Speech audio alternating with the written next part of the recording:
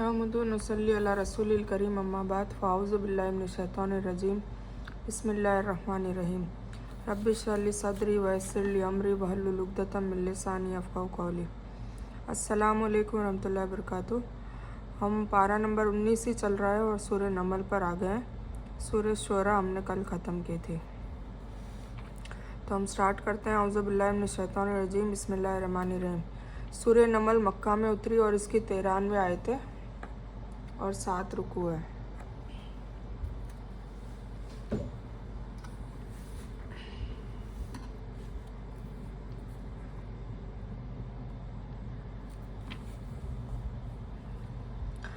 अल्लाह के नाम से शुरू करता हूँ जो बड़ा मेहरबान निहायत रहम करने वाला है। तासीन, ये आयतें हैं कुरान की यानी वाज़े रोशन किताब की।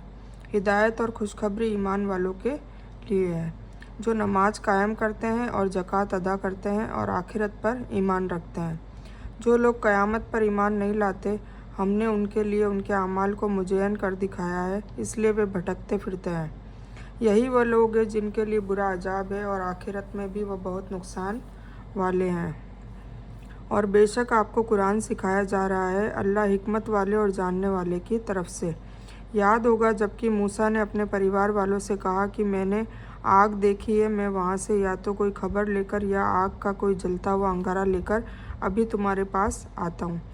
ये कोई तूर पर जब वापस वो लोग जा रहे थे मिस्र की तरफ उनकी फैमिली के साथ, तो ठंड भी थी, अंधेरा भी था, तो उनको आग चाहिए थी और उनको अचानक कोई तूर के पहाड़ पर आग दिखाई देती है, तो वो कहकर जा रहे होते हैं।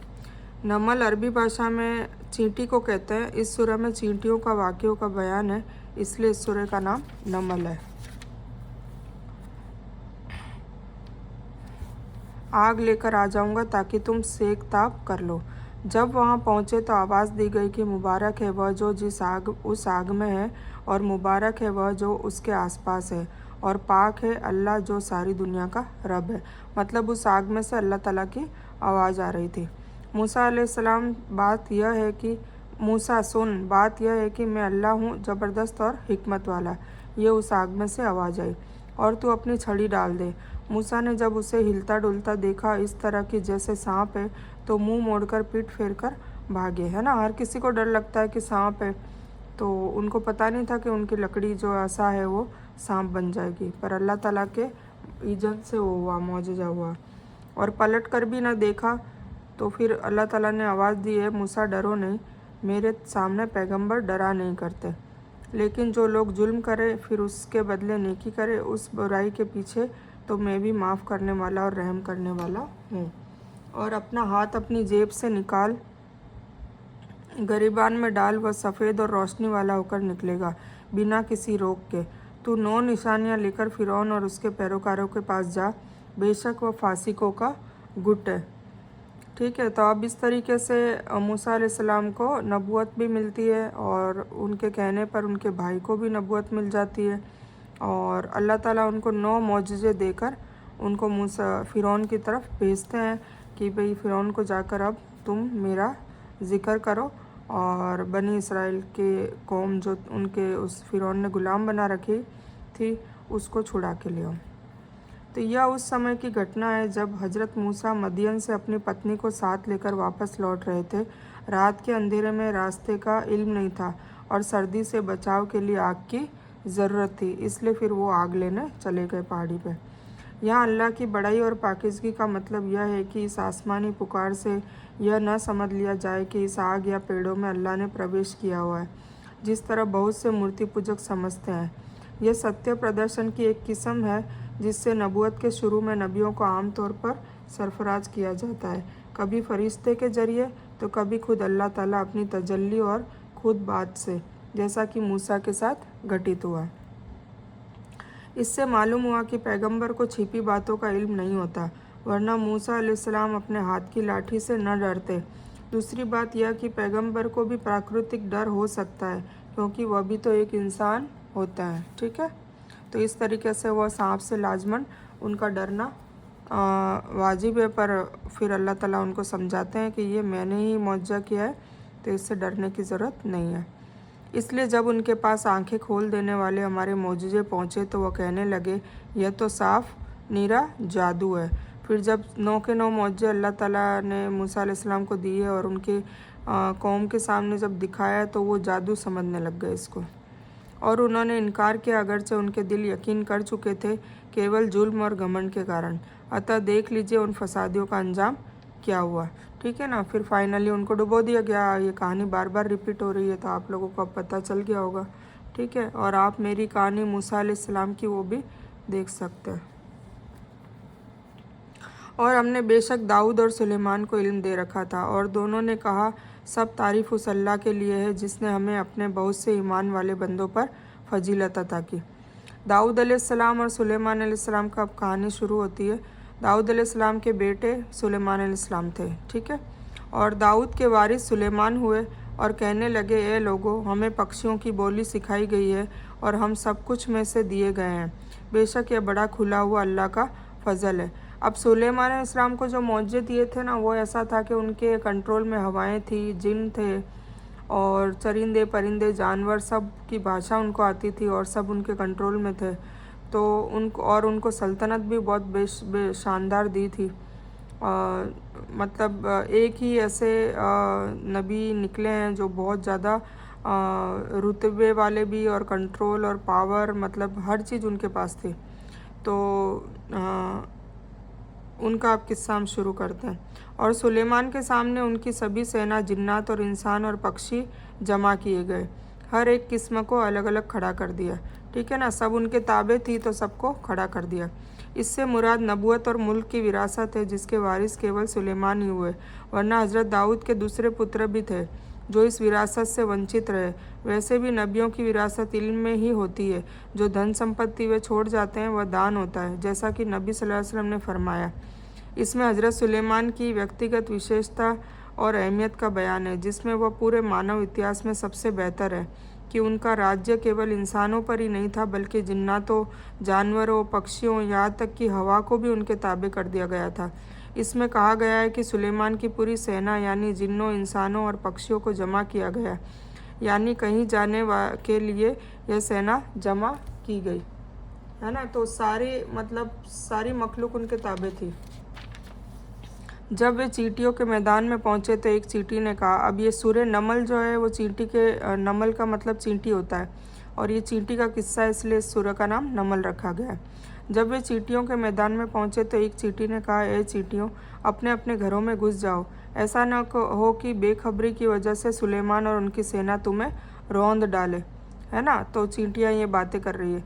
उसकी इस बात पर हज़रत सुलेमान मुस्कराकर हंस दिए, क्योंकि हज़रत सुलेमान इस्लाम को सबकी ज़ुबान आती थी, चींटियों की, चरिंदों की, परिंदों की, जानवरों की। तो इसलिए ना वो हंस दिए ये सुनकर। ठीक है। और दुआ करने लगे कि ए रब, तू मुझे तौफीक अता कर कि मैं तेरी इन नेमतों का शुक्रिया अदा करूं जो तूने मुझ पर नेमत की है ना। नेमत ही है ना कि वो सबकी बात समझ सकते थे, और मेरे माता पिता पर, और मैं ऐसी नेकी के काम करता रहूं जिससे तू खुश रहे, और मुझे अपनी रहमत से अपने नेक बंदों में शामिल कर ले। ठीक है। मतलब इतना कुछ देने के बावजूद भी वो अल्लाह ताला का शुक्रिया अदा करते करते नहीं थकते थे। तो इस बात से हमें भी तौफीक लेनी चाहिए कि अगर अल्लाह ताला ने हमें भी नेमत दी है, दौलत दी है, तो हमें अल्लाह ताला का हमेशा शुक्रिया अदा करते रहना चाहिए, ना कि घमंड और रियाकारी करनी चाहिए। और आपने पक्षियों का निरीक्षण किया, मुआयना किया, और कहने लगे, क्या यह बात है कि मैं हुदूद को नहीं देख रहा हूँ। मतलब वो सेना में से जब सेना को इकट्ठा करा, उसमें सारे चरिंदे परिंदों को बुलाया, जानवरों को बुलाया, इंसानों को बुलाया, जिन्नातों को बुलाया। तो जब पक्षियों का जब निरीक्षण किया, उनका मुआयना किया, तो हुदूद नाम का जो पक्षी था वो नहीं था, परिंदा नहीं था। तो क्या हकीकत में वो मौजूद नहीं है, ये उन्होंने सवाल किया। बेशक मैं उसे कड़ी सज़ा दूंगा, या उसे ज़िबा कर डालूंगा, या मेरे सामने कोई मुनासिब वजह बताए। मतलब वो अभी सेना में प्रेजेंट नहीं है, तो उसकी या तो कोई वजह बताए, कोई रीज़न बताए जो रीज़नेबल हो, मतलब सही हो, तो मैं उसको सज़ा नहीं दूंगा, अदरवाइज़ मैं उसको ज़िबा कर डालूंगा। कुछ ज़्यादा वक्त नहीं बीता था कि उसने आकर कहा कि मैं ऐसी चीज़ की खबर लाया हूँ कि तुझे उसकी खबर ही नहीं।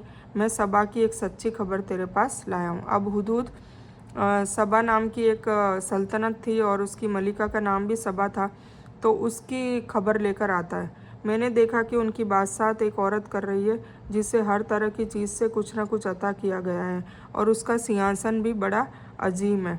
ठीक है, तो वो खबर लाता है कि उसकी जो वो कौम की बादशाहत एक औरत कर रही है और उसको हर चीज़ दे रखी है अल्लाह ताला ने और उसका सिंहासन भी बहुत अजीम है। सबा एक इंसान के नाम पर एक कौम का नाम भी था और एक नगर का भी। यहाँ नगर मुराद है और यह सना यमन से 3 दिन की यात्रा की दूरी पर और मारिब यमन के नाम से मशहूर है। मैंने उसे और उसकी कौम को अल्लाह को छोड़कर सूरज को सजदा करते हुए पाया है। शैतान ने उनके काम उन्हें भले करके दिखाकर सच्चे रास्ते से रोक दिया है, इसलिए वे हिदायत पर नहीं आते। ठीक है, तो अब ये इस कौम की खबर लेकर आया था हुदूद, और हुदूद नाम का एक परिंदा होता है, बहुत छोटा सा होता है। ठीक है, तो वो खबर लेकर आता है कि भाई मैं ऐसी कौम को जानता हूँ जिसकी बादशाहत एक औरत कर रही है और वो लोग सूरज की पूजा करते हैं अल्लाह को छोड़कर, और शैतान ने उनको सारे काम भले कर कर दिखाकर उन्हें सच्चे रास्ते से रोक दिया है कि सिर्फ उसी अल्लाह को सजदा करे जो आकाशों और धरती की छिपी चीज़ों को बाहर निकालता है, और जो कुछ तुम छिपा रखते हो और जाहिर करते हो वह सभी कुछ जानता है। अल्लाह, उसके सिवाय कोई इबादत के लायक नहीं, वही विशाल अजीम अर्श का रब है। सुलेमान ने कहा कि अब हम देखेंगे कि तूने सच कहा या तू झूठा है। ठीक है, अब वो अपनी जान बचाने के लिए झूठ कह रहा है या सच कह रहा है, तो ये सुलेमान अलैहिस्सलाम ने उसका इम्तिहान लिया। तो फिर क्या कहा कि मैं एक ख़त देता हूँ, वो ख़त तो उस सबा कौम की महारानी जो मलिका है उसको जाकर दे के आ, तो वो क्या जवाब देती है वो वापस लेकर आ। ठीक है, तो मेरे इस ख़त को ले जाकर उन्हें दे दे, फिर उनके पास से हट आ और देख कि वे क्या जवाब देते हैं। वह कहने लगी कि सरदारों, मेरी तरफ एक अहम ख़त डाला गया है। फिर उसने अपनी जो मलिका है वहाँ पर जब हुदूद ख़त देता है तो वो अपने जो इर्द गिर्द जो दरबारी होते हैं उनसे पूछती है कि मेरे पास एक ख़त आया है जो सुलेमान की तरफ से है और जो रहम करने वाले बड़े मेहरबान अल्लाह के नाम से शुरू है।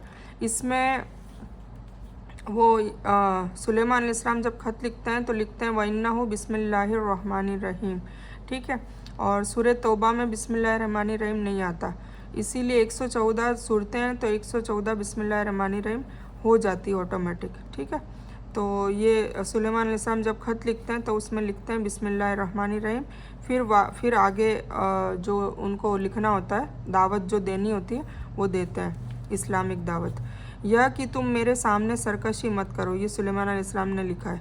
यह कि तुम मेरे सामने सरकशी मत करो, मुसलमान बनकर मेरे पास आ जाओ। उसने कहा, ए मेरे दरबारियों, तुम मेरी इस समस्या में मुझे मशवरा दो। मैं किसी बात का आखिरी फैसला जब तक तुम्हारी मौजूदगी और राय न हो नहीं किया करती। है ना, अपने दरबारियों से पूछा कि मुझे क्या करना चाहिए, मशवरा दो। उन सभी ने जवाब दिया कि हम मजबूत और ताकत वाले, बहुत लड़ने भिड़ने वाले हैं। आगे आपको हक है, आप खुद ही विचार कीजिए कि आप हमें क्या हुक्म देती है। उसने कहा कि अगर कोई हमें धमकी दे रहा है, ज़बरदस्ती हमारा दीन फेरने की बात कर रहा है, तो हम बेशक लड़ने भिड़ने वाले हैं, ताकत रखते हैं, तो आप हुक्म दो तो हम लड़ने के लिए तैयार हैं। उसने कहा कि बादशाह जब किसी बस्ती में दाखिल होते हैं तो उसे उजाड़ देते हैं और वहाँ के बाइज्जत लोगों को बेइज्जत करते हैं, और ये लोग भी ऐसा ही करेंगे। ठीक है, तो और मैं उन्हें एक तोहफ़ा भेजने वाली हूँ, फिर देख लूँगी कि सफ़ीर क्या जवाब लेकर लौटते हैं। मतलब एक तोहफ़ा देकर भेजूँगी, अगर उन्होंने एक्सेप्ट कर लिया तो ठीक है, और नहीं किया तो फिर जंग तो करनी है। तो इसलिए राजदूत जब हज़रत सुलेमान के पास पहुंचा तो आपने कहा, क्या तुम माल से मुझे मदद देना चाहते हो? मुझे तो मेरे रब ने इससे ज़्यादा दे रखा है जो उसने तुम्हें दिया है, इसलिए तुम ही अपने तोहफे से खुश रहो। अब जब सुलेमान अलैहिस्सलाम के लिए पास तोहफ़ा आता है तो कहते हैं कि बेशक सुलेमान अलैहिस्सलाम को इतनी दौलत, ज़मीन जायदाद, हर चीज़ पे, मतलब हवा पे, जिन्नात पे, चरिंदों पे, परिंदों पे, जानवरों पे, इंसानों पे, सब पे कंट्रोल दिया हुआ था, इतना पावर भी था। तो बोले कि तुम जो तोहफ़ा दे रहे हो उसकी मुझे ज़रूरत ही नहीं है, मेरे रब ने तो इससे कहीं ज़्यादा तुम दे रखा है। जाओ, उनकी तरफ लौट जाओ और हम उनके पास ऐसी सेना लाएंगे जिसके सामने आने की उनमें ताकत ही नहीं है, और हम उन्हें जलील और पराजित करके वहाँ से निकाल बाहर करेंगे। अब सुलेमान अलैहिस्सलाम ने ये बोलकर वापस से उसको राजदूत को भेज दिया जो तोहफा लेकर आया था। इससे अंदाज़ा हो जाएगा कि सुलेमान कोई दुनियावी राजा है और अल्लाह के भेजे हुए नबी हैं, जिसका मकसद अल्लाह के दीन का गलबा साबित करना है। अगर तोहफा कबूल नहीं किया तो बेशक उसका दीन का प्रचार प्रसार क्या है, दावत और तबलीग है। अगर धन दौलत होता तो ये जांचना चाह रही थी वो मलिका कि भाई ये धन दौलत से राज़ी होंगे या इनको लड़ाई करनी है। तो अब पता चल गया कि भाई उनका मेन मकसद ये कि दीन का प्रचार करना है उनका। फिर हमें भी पैरवी किए बिना कोई उपाय नहीं होगा। फिर उसने पहले ही सोच लिया कि जंग के बिना ही हम पैरवी कर लेते हैं। ठीक है। हज़रत सुलेमान केवल मुल्क से संबंधित नहीं थे, अल्लाह के पैगंबर भी थे, इसलिए उनकी तरफ से लोगों को अपमानित करना मुमकिन नहीं था। लेकिन लड़ाई का नतीजा यही होता है, क्योंकि लड़ाई नाम ही खून खराबा और बंदी बनाने का है, और अपमान और अनादर से मुराद यही है। वरना अल्लाह के पैगंबर लोगों को अचानक लज्जित और जलील नहीं करते, जिस प्रकार नबी सल्लल्लाहु अलैहि वसल्लम का मामला और अच्छा अखलाक लड़ाई के मौके पर रहा है। आपने कहा है सरदारों, तुम में से कोई है जो उनके मुसलमान होकर पहुंचने से पहले ही उसका सिंहासन मुझे लाकर दे। अब सुलेमान अलैहिस्सलाम ने वहाँ पर सभा में बैठे सभी लोगों को बोला, उधर जिन्नात भी बैठे थे, इंसान भी बैठे थे, तो सबको एक ऑफ़र दिया कि भाई ए सरदारों, तुम में से कोई है जो उनके मुसलमान होकर पहुंचने से पहले, मतलब वो सभा महारानी आ रही थी तो वो आने में टाइम तो लगता ही है, पहले कि ऐसे गाड़ी घोड़े या प्लेन तो हुआ नहीं करते थे, पैदल ही बेशक वो पूरी सेना आया करती थी, तो इस तरीके से उनको टाइम लगने वाला था।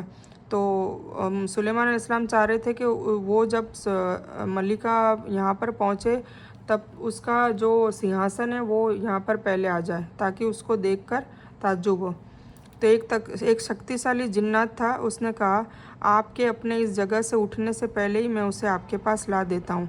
यकीन कीजिए मैं इसकी ताकत रखता हूँ और हूँ भी अमानतदार। तो एक जिन्नात ने ये कहा।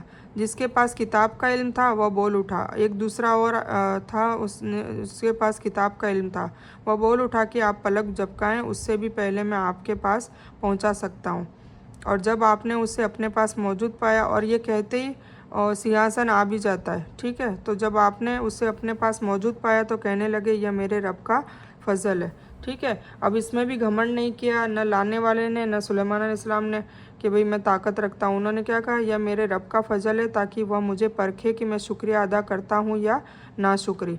शुक्रिया अदा करने वाला अपने फ़ायदे के लिए ही शुक्रिया अदा करता है, और जो ना शुक्री करे तो मेरा रब बेनियाज और महान है। ठीक है ना। इसीलिए देखो, ये हमें इबरत हासिल करनी चाहिए कि अगर हमें दौलत दिया है, धन दिया है, तो हमें अल्लाह ताला का और भी शुक्रिया अदा करना चाहिए, बहुत बहुत शुक्रिया अदा करते रहना चाहिए, ताकि वो नेमत को अल्लाह ताला छीने भी नहीं। और दूसरा ये कि अल्लाह ताला नाराज़ ना हो। इसीलिए कहा जाता है कि जब हमारे पास नेमत हो तो हमें हमेशा अल्लाह ताला का शुक्रिया अदा करते रहना चाहिए, और अगर कोई गुर्बत हो, परेशानी हो, तो सब्र करते रहना चाहिए। फिर हुक्म दिया कि उसके सिंहासन में कुछ बदलाव कर दो। हम देखेंगे कि ये रास्ता पा लेती है या उनमें से होती है जो रास्ता नहीं पाते। रास्ता पाने का मतलब है कि दीन कबूल कर लेती है या नहीं।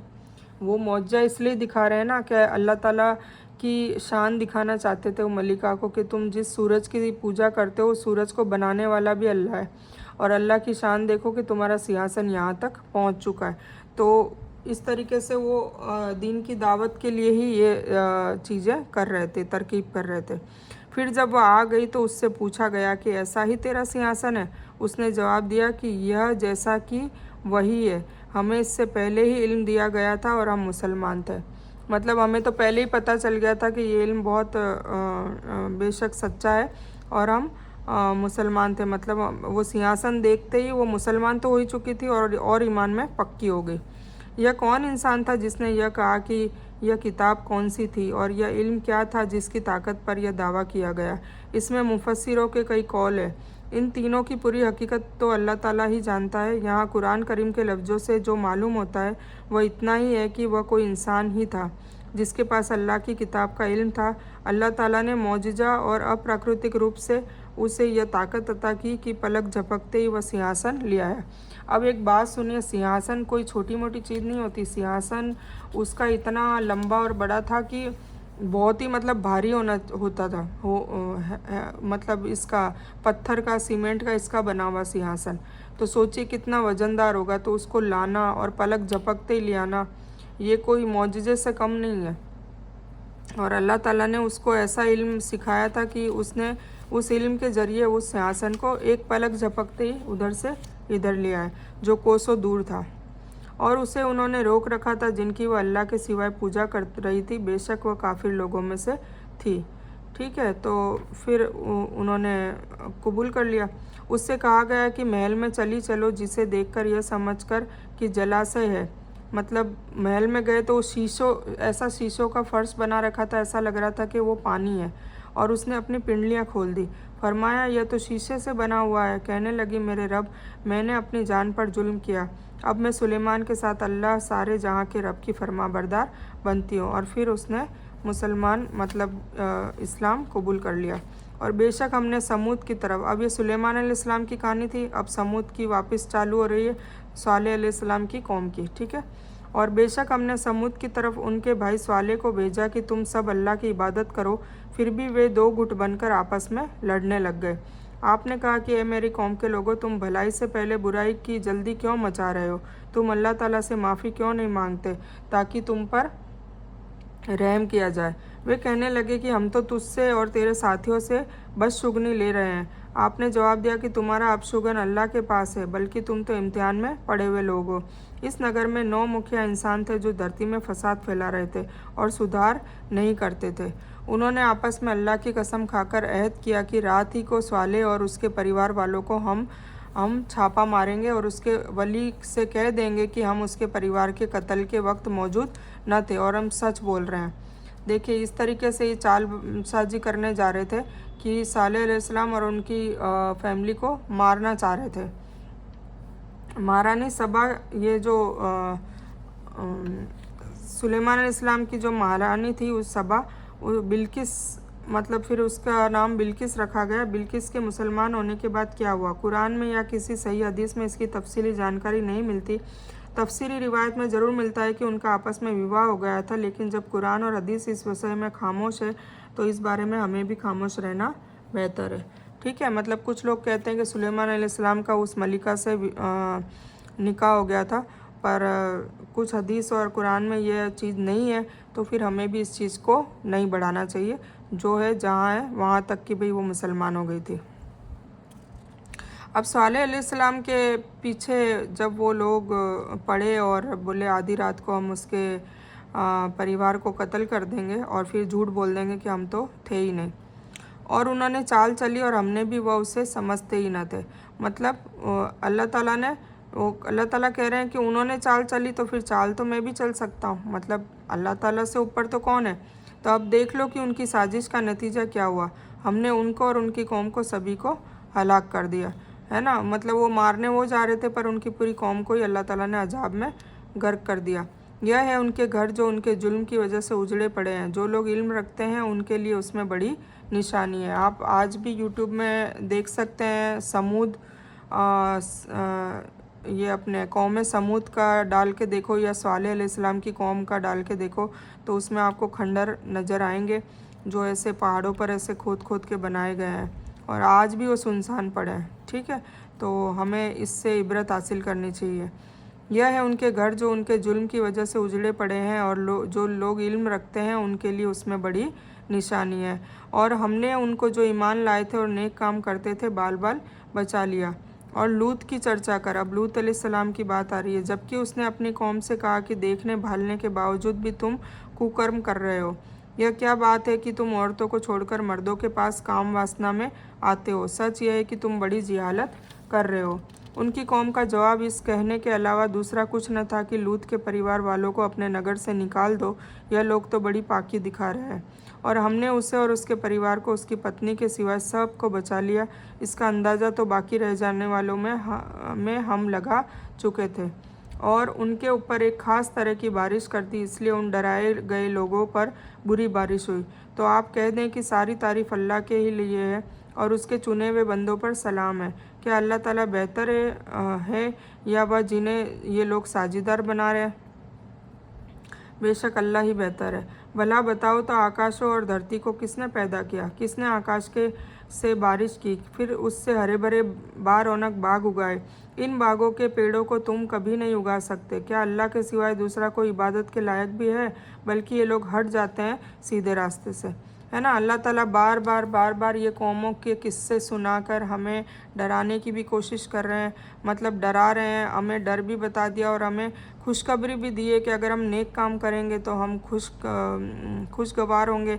जैसे हर कौम में जो नेक लोग थे उनको बचा लिया गया अजाब से, तो हमें भी बचाया जाएगा अजाब से। और दूसरा, हमें आखिरत हमारी अच्छी होगी। और जो बद लोग हैं उनको दुनिया में तो अजाब है ही, अजाब से गर्क करके मारा जाएगा या छोटी मोटी प्रताड़ना प्रताड़ित किया जाएगा। और आगे जाके आखिरत में भी उनको फिर जहन्नम की आग में हमेशा हमेशा जलना पड़ेगा। तो इससे बेटर ये है ना कि हम बस अल्लाह की इबादत करें और नेक काम करें और अच्छे अखलाक से दुनिया में रहें, और सभी को मखलूक, जितनी भी मखलूक है उनके भी हम काम आए। तो यही हमारा जीने का मकसद है। क्या वह जिसने धरती को करारगाह मतलब निवास स्थल बनाया, उसके बीच नदियाँ जारी कर दी, उसके लिए पहाड़ बनाए और दो समुद्रों के बीच रोक बना दी? क्या अल्लाह के साथ कोई दूसरा इबादत के लायक भी है? बल्कि उनमें से ज़्यादातर कुछ जानते ही नहीं है। उन पर जो अजाब आया था उसकी तफसील पहले गुजर चुकी है। उन बस्तियों को उन पर पलट दिया गया और उसके बाद उन पर तय पर तय कंकड़ पत्थरों की बारिश हुई। लूत अलैहिस्सलाम की कौम के बारे में। बेबस की पुकार को जबकि वह पुकारे कौन कबूल करके तकलीफ़ को दूर कर देता है ना। जब हम पुकारते हैं, जब हम बेबस हो जाते हैं, हम पुकारते हैं, तो हमारी तकलीफ़ को दूर कौन करता है? अल्लाह ताला करता है। और तुम्हें धरती का खलीफा बनाता है। क्या अल्लाह के साथ दूसरा कोई इबादत के लायक है? तुम बहुत कम शिक्षा ग्रहण करते हो, है ना। कौन है वह जो तुमको थल और जल के अंधेरों में रास्ता दिखाता है और जो अपनी रहमत से पहले ही खुशखबरी देने वाली हवा चलाता है?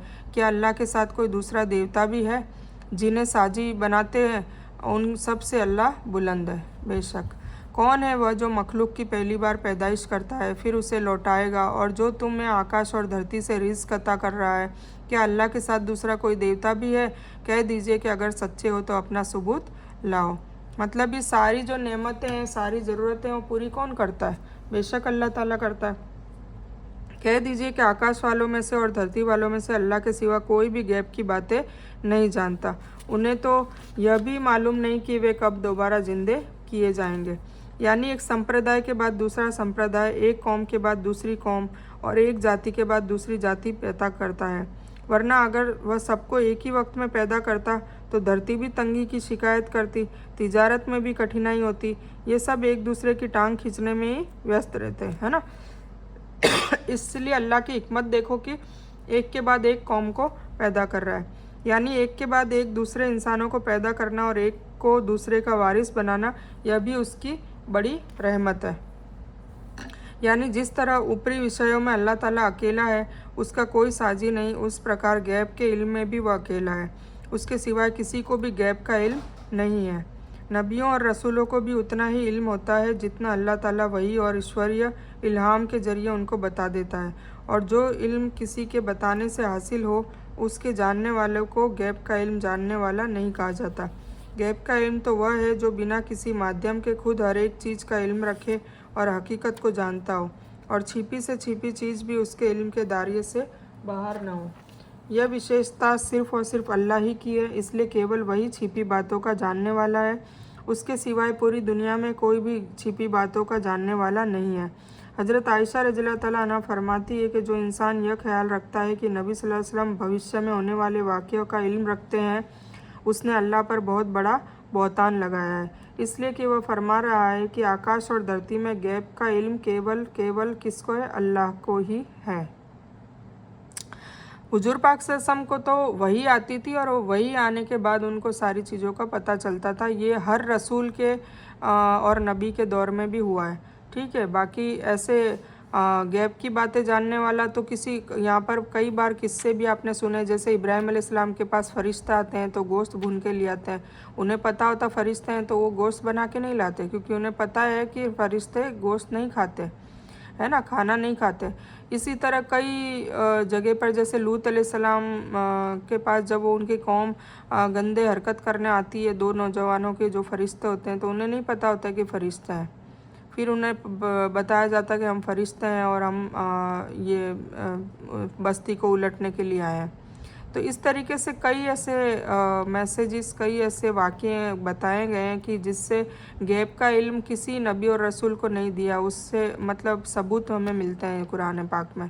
ठीक है, हाँ, तो अल्लाह ताला के सिवा किसी को गैब का इल्म नहीं है। ठीक, बल्कि आखिरत के बारे में उनका इल्म ख़त्म हो चुका है, बल्कि यह उसकी तरफ शक में है और बल्कि यह उससे अंधे हैं। काफिरों ने कहा कि क्या जब हम मिट्टी हो जाएंगे और हमारे बाप दादा भी, क्या हम फिर निकाले जाएंगे? अब ये चीज़ का उनको शुरू से शक है। हमें और हमारे पूर्वजों को बहुत पहले से ये वादे दिए जाते रहे हैं, कुछ नहीं है तो सिर्फ पूर्वजों की काल्पनिक कथाएं हैं। वो ऐसा कह रहे हैं। कह दीजिए कि धरती में तनिक चल फिर कर देखो तो सही कि मुजरिमों का कैसा अंजाम हुआ। पिछली कौमों का अंजाम हुआ ना, तो और आपने उनके बारे में फ़िक्रमंद न हो और उनकी साजिशों में तंग दिल न हो। हुजूर पाक सल्लल्लाहु अलैहि वसल्लम से कहा जा रहा है कि आप फ़िक्रमंद हो न हो और उनकी साजिशों से तंग दिल भी न हो। और कहते हैं कि यह वादा कब है, अगर सच्चे हो तो बतला दो। जवाब दीजिए कि शायद कुछ वे चीज़ें जिनकी तुम जल्दी मचा रहे हो तुमसे बहुत करीब हो गई है। और बेशक आपका रब सभी लोगों पर बड़ा फजल वाला है, लेकिन ज़्यादातर लोग शुक्रिया अदा नहीं करते। और बेशक आपका रब उन बातों को भी जानता है जिन्हें वे अपने दिल में छिपा रहे हैं, जिन्हें जाहिर कर रहे हैं। आकाश और धरती की कोई छिपी चीज़ भी ऐसी नहीं है जो रोशन खुली किताब में न हो। बेशक यह कुरान इसराइल की औलाद के सामने ज़्यादातर उन बातों का बयान कर रहा है जिनमें ये इख्तिलाफ़ करते हैं। ठीक है ना, जैसे तौरेत में उन्होंने बदल दी थी बनी इसराइल जो लोग थे, यहूदी लोग, तो अल्लाह ताला कुरान में उनका ज़्यादातर बयान कर रहा है जिसका इख्तिलाफ़ वो करता है अभी हाल में। ठीक है, तो कुरान अगर हम पढ़ेंगे तो हम उनको वाज़ेह दलील दे सकते हैं कि भाई तुम जो ये बातें कर रहे हो कुरान इससे इख्तिलाफ़ रखता है। और यह कुरान ईमान वालों के लिए बेशक हिदायत और रहमत है। आपका रब उनके बीच अपने हुक्म से फ़ैसला कर देगा, वह बड़ा गालिब और जानने वाला है। इससे मुराद बदर की लड़ाई का वह अजाब है जो कत्ल और कैद किए जाने के रूप में काफिरों को पहुंचा और कब्र का अजाब है। इससे मुराद लोहे महफूज है, उनकी छिपी चीज़ों में उस अजाब का इल्म भी है जिसके लिए काफिर लोग जल्दी मचाते हैं, लेकिन उसका समय भी अल्लाह ने लोहे महफूज में लिख रखा है जिसे केवल वही जानता है। और जब वह वक्त आ जाता है तो उसने किसी कौम की तबाही के लिए लिख रखा है तो फिर उसे नाश कर दिया जाता है। यह मुकर्रर वक्त आने से पहले जल्दी क्यों करते हैं? अहले किताब यानी यहूदी और ईसाई कई संप्रदायों और गुटों में बट गए थे। उनके विश्वास भी एक दूसरे से अलग थे। यहूदी हजरत ईसा का निरादर मतलब ईसा अलैहिस्सलाम को जलील और अपमान करते थे, और ईसाई उनके एहतराम में गुलू करते थे, मतलब ईसा अलैहिस्सलाम को बहुत ज़्यादा प्यार करते थे, ताकि और इतना प्यार कि इतनी उनकी गुलू कर दिया कि अल्लाह ताला का बेटा ही बना दिया, यहाँ तक कि उन्हें अल्लाह या अल्लाह का बेटा बना दिया। कुरान करीम ने उन्हीं के बारे में ऐसी बातें बयान की है जिनसे सच वाजे हो जाता है कि अगर वे कुरान की बयान की हुई सच्चाई को कबूल कर ले तो उनका अकीदत से संबंधित विरोध का खात्मा और उनके इख्तिलाफ और फूट में कमी हो जाए। है ना, अगर ये दोनों गुट कुरान के बातों को मानने लग जाए तो फिर बात ही ख़त्म हो जाए, क्योंकि ईसा अलैहिस्सलाम तो नबी है, वो अल्लाह ताला का बेटा नहीं है। इसी तरह यहूदी उजैर अलैहिस्सलाम को अल्लाह ताला का बेटा समझते हैं, वो भी नहीं है, वो भी नबी है, रसूल है। अल्लाह ताला का कोई बेटा नहीं है। अल्लाह ताला लिखा है ना, कुल हु अल्लाहु अहद अल्लाहु समद लम यलिद वलम यूलद, उसने किसी को पैदा नहीं किया, न वो किसी से पैदा हुआ, तो उसका तो कोई बेटा नहीं है, वो अकेला है और वाहिद है, अहद है। ठीक है, इसलिए आप अल्लाह ही पर भरोसा रखें, बेशक आप सच और खुले दीन पर हैं। बेशक आप न मुर्दों को सुना सकते हैं न बहरों को अपनी पुकार सुना सकते हैं जबकि वे पीठ फेर कर मुँह मोड़े जा रहे हो। मतलब अल्लाह ताला हुजूर पाक सल्लल्लाहु अलैहि वसल्लम को तसल्ली दे रहे हैं कि जो नहीं सुन रहे हैं तो उसके लिए गम ना करो। ठीक है, आप मुर्दों को भी नहीं सुना सकते हो, तो मुर्दे हैं, बेजान हैं और बहरे हैं जो पुकार सुनते ही नहीं हैं। और ना आप अंधों को उनकी गुमराही से हटाकर हिदायत दे सकते हो, और वो अंधे भी हैं। आप तो सिर्फ उन्हें सुना सकते हैं जो हमारी आयतों पर ईमान लाएं और फिर वे फरमा बरदार रहें। ठीक है ना, उसी को सुना सकते हैं। आज भी हम दीन की बातें हैं तो वो हर किसी को हिदायत नहीं मिलती। तो उसके लिए हमें भी सब्र करना चाहिए। कई बार ऐसा होता है, दिल में आ भी जाता है कि यार ये अपने हैं और ये नहीं सुन रहे, और गैर इतनी अच्छे से सुन के दीन पे फॉलो कर रहे हैं। तो देखिए, हिदायत देने का काम सिर्फ़ और सिर्फ अल्लाह का है, हम सिर्फ नसीहत कर सकते हैं, ठीक है। तो जो बार बार कहने पर भी अगर दीन पर नहीं आ रहा, नसीहत नहीं मान रहा, तो फिर उनको छोड़ें और आगे बढ़ें, ठीक है। यही उसूल है दावत देने का।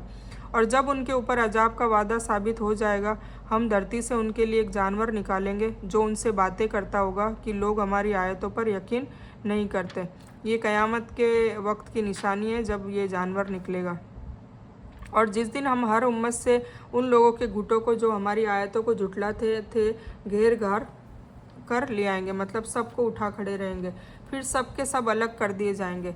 जब सब के सब आ पहुँचेंगे तो अल्लाह ताला फरमाएगा कि तुमने मेरी आयतों को इसके बावजूद कि तुम्हें उनका पूरा इल्म था क्यों झुटलाया, और यह भी बताओ कि तुम कुछ करते रहे। ये सब अल्लाह ताला पूछेगा, और इसकी वजह कि उन्होंने जुल्म किया था उन पर बात साबित हो जाएगी और वे कुछ न बोल सकेंगे। क्या जवाब देंगे? कोई जवाब नहीं दे सकते, क्योंकि इल्म आ चुका था, कुरान पास में था, उसके बावजूद भी उसको नहीं अपनाया, तो फिर क्या जवाब देंगे? क्या वे देख नहीं रहे हैं कि हमने रात को इसलिए बनाया है कि इसमें आराम कर सके, और दिन को हमने दिखलाने वाला बनाया है। बेशक इसमें उन लोगों के लिए निशानियां हैं जो ईमान रखते हैं। और जिस दिन नरसिंगा सुर फूका जाएगा, मतलब क़यामत वाले दिन, तो सबके सब आकाशों वाले और धरती वाले घबरा उठेंगे। लेकिन जिसे अल्लाह चाहे, मतलब जिसे अल्लाह चाहे वो आराम से रहेगा। सारे के सारे आजीज़ और मजबूत होकर उसके सामने हाजिर होंगे। अब यह उन काफिरों की फ़िक्र न करने और सिर्फ अल्लाह पर भरोसा न रखने की दूसरी वजह है कि ये लोग मुर्दे हैं जो किसी बात को सुनकर फ़ायदा नहीं उठा सकते, या बहरे हैं जो न सुनते हैं न समझते हैं और न रास्ता पाने वाले हैं। यानी काफिरों की मिसाल मरे हुए इंसान से दी है जिनमें शऊर नहीं होता, न अक्ल होती है, न और बहरों से जो बात और नसीहत सुनते नहीं, न अल्लाह की तरफ दावत को कबूल करते हैं, तो उन लोगों को मुर्दा कहा गया है। और यह दाब मतलब अजीब जानवर, जो जानवर निकलने की बात बताई ना, अजीब जानवर वही है जो क़यामत के करीब होने की निशानी में से है। जैसा कि हदीस में है, नबी सल्लल्लाहु अलैहि वसल्लम ने फरमाया, क़यामत उस वक्त तक नहीं आएगी जब तक तुम 10 निशानियां न देख लो, उनमें से एक जानवर का निकलना भी है। फिर सबसे पहले जो निशानी जाहिर होगी वह है सूरज का पूरब के बजाय पश्चिम से निकलना, और दोपहर से पहले जानवर का निकलना। उसके बाद फिर ये जानवर निकल जाएगा। और यह जानवर के निकलने की वजह है, यानी अल्लाह ताला अपनी यह निशानी इसलिए दिखाएगा कि लोग अल्लाह की निशानियों को या आयतों पर यकीन नहीं करते। कुछ कहते हैं कि यह कलाम वह जानवर अपने मुँह से कहेगा। फिर भी उस जानवर के इंसानों से बात करने में कोई शक नहीं, क्योंकि कुरान ने इसको साफ तौर से कहा है। मतलब जब जानवर ही बात करने लग जाएगा, आयतों का बोलने लग जाएगा, तो फिर तो यकीन होगा ना, पर वो आखिरी दौर होगा उस वक्त। सूर से मुराद वही नरसिंगा है, मतलब सूर फूका जाएगा जिसमें इसराफिल अलैहिस्सलाम अल्लाह के हुक्म से फूंक मारेंगे। यह फूंक 2 या 2 से ज़्यादा होंगी। पहली फूंक में सारी दुनिया घबरा कर बेहोश हो जाएगी, दूसरी फूंक में मर जाएगी, और तीसरी फूंक में सभी लोग कब्रों से जिंदा होकर खड़े हो जाएंगे। ये 3 फूंक के बारे में बताया। और कुछ के करीब चौथी फूंक भी होगी, जिससे सभी लोग हशर के मैदान में जमा हो जाएंगे। यहाँ कौन सी फूंक मुराद है? इमाम इब्ने कसीर के करीब यह पहली फूंक और इमाम शौकानी के करीब तीसरी फूंक है, जब लोग कब्रों से उठेंगे। यह छूट हासिल करने वाले लोग कौन होंगे? कुछ के करीब नबी और शहीद, कुछ के करीब फरिश्ते और कुछ के करीब सभी ईमान वाले हैं। इमाम शौकानी फरमाते हैं कि शायद सभी बयान किए गए लोग इसमें शामिल हों, क्योंकि ईमान वाले हकीकी घबराहट से महफूज होंगे। और आप पहाड़ों को अपनी जगह पर जमा हुआ समझते हैं, लेकिन वे भी बादल की तरह उड़ते फिरेंगे क़यामत वाले दिन। क़यामत की मंजर बताया है। यह है पैदाइश अल्लाह की, जिसने हर चीज़ को मजबूत बनाया है। जो कुछ तुम करते हो उससे वह अच्छी तरह जानता है। जो इंसान नेकी के काम लाएगा उससे भी अच्छा बदला मिलेगा, और वह उस दिन घबराहट से बेखौफ होंगे। और जो बुराई लेकर आएंगे वे औंधे मुँह आग में झोंक दिए जाएंगे। केवल वही बदला दिए जाओगे जो तुम करते रहे। मुझे तो केवल यही हुक्म दिया गया है कि मैं इस नगर के रब की इबादत करता रहूं, जिसने इससे हुर्मत वाला बनाया है, जिसकी मिल्कियत हर चीज़ है। और मुझे यह भी हुक्म दिया गया है कि मैं फरमा बरदारों में हो जाऊं, और मैं कुरान की तिलावत करता रहूं। और जो हिदायत पर आ जाए वह अपने फ़ायदे के लिए हिदायत पर आएगा, और जो भटक जाए वो कह दीजिए कि मैं तो केवल सतर्क करने वालों में से हूँ। देखिए, बार बार एक ही बात आ रही है कि जो कुरान से हिदायत लेना चाहेगा वो अपने लिए फ़ायदेमंद रहेगा, और जो नहीं हिदायत लेना चाहेगा तो फिर वो घाटे में रहेगा। और कह दीजिए कि सारी तारीफ़ अल्लाह ही के लिए, वह तुम्हें करीब में ही अपनी निशानियां दिखाएगा जिन्हें तुम खुद पहचान लोगे, और जो कुछ तुम कर रहे हो उससे आपका रब गाफिल नहीं है। हमारी हर अदा से, हर हरकत से अल्लाह ताला को सब चीज़ें पता है। तो इससे मुराद मक्का नगर है। इससे ख़ास तौर से बयान इसलिए किया गया कि इसमें खाने काबा है और यही रसूलुल्लाह सल्लल्लाहु अलैहि वसल्लम को बहुत प्यारा था। हुर्मत वाले का मतलब है कि इसमें खून खराबा करना, जुल्म करना, शिकार करना, पेड़ काटना, यहाँ तक कि कांटा तोड़ना भी हराम है। ठीक है, मतलब कुछ महीने ऐसे बताए थे जिसमें ये सब चीज़ें हराम कर दी गई थी। ठीक है, तो हमने सूरह नमल ले ली है और इस बयान को मैं यही मुकम्मल करती हूँ। इस बयान में कुछ भी दीन की अच्छी और हक बात आई हो सिर्फ अल्लाह की तरफ से है, और बुरी या गलत बात जो कुछ मेरे मुंह से या जज्बात में आकर कोई गलत बात निकल गई हो तो वो मेरी तरफ से है, और इसके लिए मैं अल्लाह अज़्ज़ व जल से और आप सभी लोगों से माफ़ी की तलबगार हूँ। मैं कोई आलिमा नहीं हूँ, सिर्फ तालिब इल्म हूँ, और मेरी कोशिश से आप सभी को नफ़े वाला इल्म पहुँचे और आप लोगों को हिदायत और हिकमत में सदका जारिया बनूँ, बस मेरी यही तमन्ना है। आमीन सुम्मा आमीन या रब्बल आलमीन। रब्बना आतीना मिन लदुनका रहमतन व हय्यि लना मिन अमरिना रशदा। अल्लाहुम्मा सल्लि अला मोहम्मद व अला आलि मोहम्मद कमा सल्लैता अला इब्राहीम व अला आलि इब्राहीम इन्नका हमीदुम मजीद। अल्लाहुम्मा बारिक अला मोहम्मद व अला आलि मोहम्मद कमा बारकता अला इब्राहीम व अला आलि इब्राहीम इन्नका हमीदुम मजीद। व आखिरु दावाना अनिल हम्दुलिल्लाहि रब्बिल आलमीन।